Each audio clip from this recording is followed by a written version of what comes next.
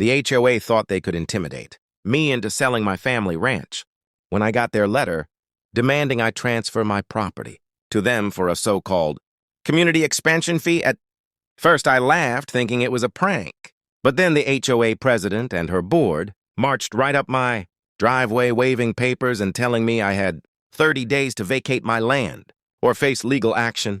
I was sipping coffee on my porch when they tried to lecture me about how the neighborhood needed my ranch for their clubhouse, and that it was only fair I sell it cheap since I was just one man against the community. What they didn't know was that years ago when my grandfather divided up the land, he kept the mineral rights and the easements, and through inheritance, I actually own not just my ranch, but the land beneath their entire neighborhood. So while they were smugly threatening me with lawyers, I quietly called mine, and within a week, I had every deed, every easement, every record lined up the day of their big HOA meeting.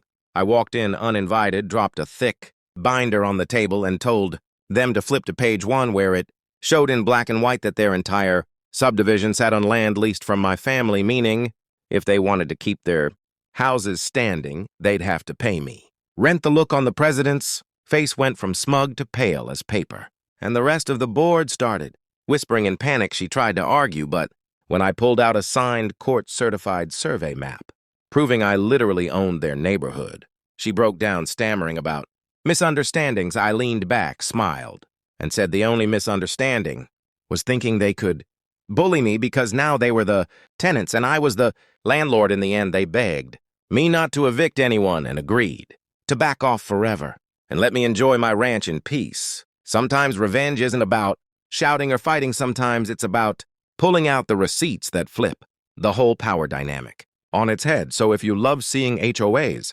crumble under their own arrogance, make sure you smash that subscribe button right now, because the next story will be even crazier.